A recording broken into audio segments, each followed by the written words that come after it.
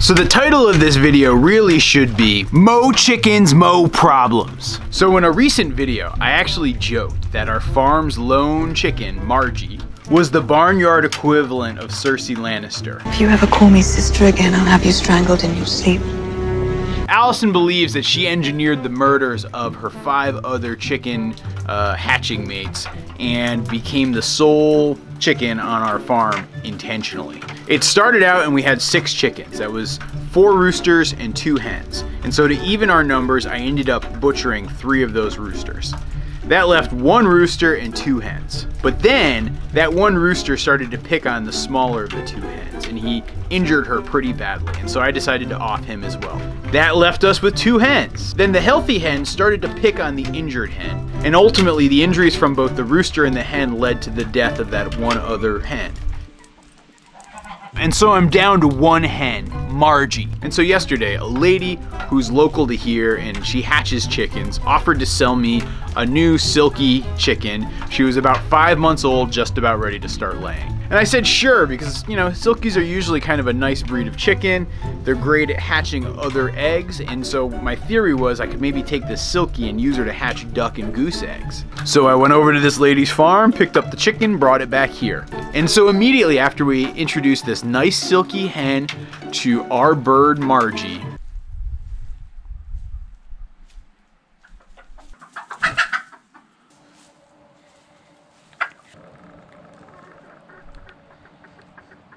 hey, Margie!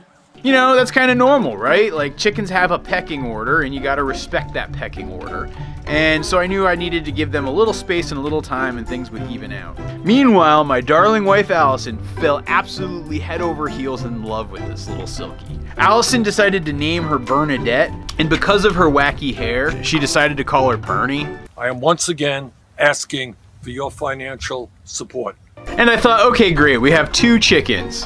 And I feel like there was supposed to be a lesson learned with Henrietta, the hen that had passed away, but goes to show you, we never learn our lessons here at Goldshaw Farm. And so in order to give them some space, we let Bernie stay down in the regular chicken area, and I brought Margie to go live with the ducks for a little bit. I figured they might be okay. Margie can hold her own with the ducks can hold their own with Margie. This should be fine. And while we kept little Bernie inside the chicken coop, just to let her try to get acclimated, we would try to slowly introduce the 2. And well, everything that night went fine. Bernie made it through the night with no issues. Margie made it through the night with the ducks, no issues. It was all good. And then earlier today, you know, I was kind of out there doing my chores, and around 10 o'clock in the morning, I went to go check on Bernie, and she was missing. But Margie was inside the chicken pen. Totally didn't make any sense. You know, I had left Margie specifically out there in the duck yard. There was no way she could have gotten out of the duck yard, hopped a fence, a 6-foot high fence, but apparently she did. And so I looked all around for Bernie, and Bernie was gone. Bernie was nowhere to be found in the chicken yard. And I was like, oh crud, we have a missing chicken. I searched all through the barn, I searched all through the duck yard, I searched all around the farm. Nowhere could I find this tiny little silky chicken. And now silky chickens too, let's recall, they are smaller than your average chicken. They have poorer eyesight when compared to your average chicken. They're not very aggressive. They're basically barn cat fodder if you really want to think about it. And on top of it all, as I was walking around, I noticed that both Pablo and Lil were hanging out and looking awfully guilty. And that in and of itself is a terrible sign for little Bernie. And so I accepted the inevitable conclusion that Bernie the little chicken was gone. And I broke the news to Alison.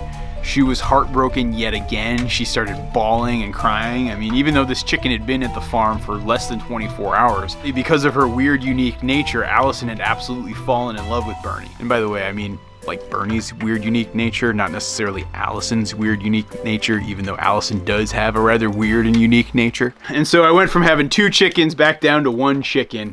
And I felt like somehow Margie was very involved in this whole situation. I don't know how. I don't know if she coaxed the barn cats to kill Bernie or what, but I felt like Margie was involved somehow. But I also knew that I didn't want to just have a lone chicken out there, and I really wasn't actually in love with the idea of having her go out and live with the ducks. And so I was still stuck on what to do. So all this went down around 10 o'clock in the morning, and then at 11 o'clock in the morning, a friend of mine actually texted me and said, hey, we've got these 2 leghorn chickens. Do you want them? They're laying, but we can't have them right now. And so I said, okay, sure. Why don't you give me your 2 leghorns and I'll mix them in with Margie there. And so they're actually on their way over here right now to bring us 2 chickens.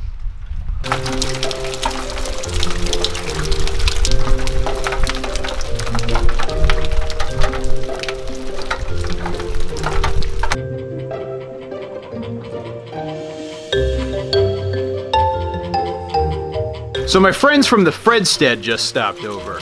I swear they are like the 2 sweetest people I feel like I've met in a very long time.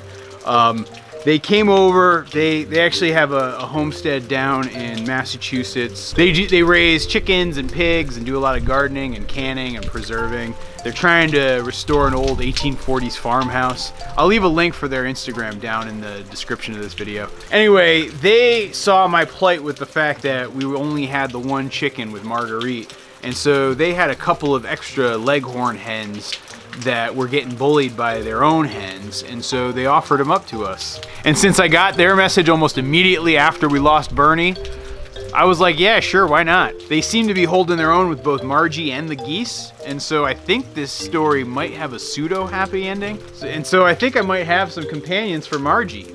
I'm not exactly sure what we're gonna call them, but feel free to leave any ideas or suggestions down in the comments section. Now I know you guys might be saying that how I'm responding to the disappearance of Bernie is kind of callous and hard of me. And some of you might even be thinking, what the heck is the matter with this guy? He loses a chicken within 24 hours. Well, the funny thing that happened is, well, I've been working inside the barn all day today. It's been pouring rain, and so I don't really want to do any outdoor work. At one point, I decided to poke my head out and check on Margie and see how she was doing and see what she was up to.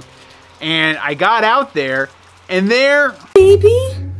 Hi! Oh my gosh. Poor darling. Must be freezing. And well, right there in the chicken and goose yard was Bernie, looking drenched from the pouring rain, but otherwise no real worse for wear. Well, thank goodness we have a blow dryer here for you.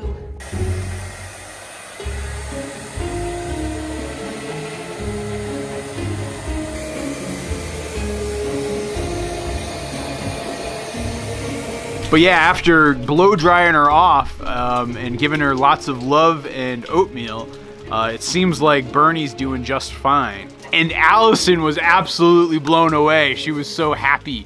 She couldn't believe her long-lost chicken was found.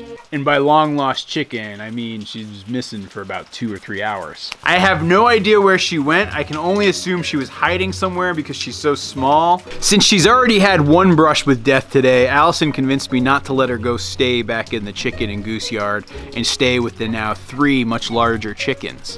Which I know then begs the question, well, where is she gonna stay? Well, let me show you.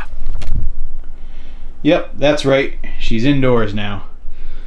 So, Alison has fallen so in love with this chicken that we now have it indoors. This is not going to be its permanent home. Excuse the mess of the mudroom right now. We're starting seedlings and working on projects and other stuff. But yeah, she's gonna stay in here at least for the next couple of days. I'm working on setting her up with a more longer term living solution, and I think we're gonna also get her a couple of other friends so that there's maybe a couple of Silkies living together here on the farm. Baby, baby, baby. Is that what you want instead? You don't want to be held? Yeah? Yeah, my little sweetheart? Yeah.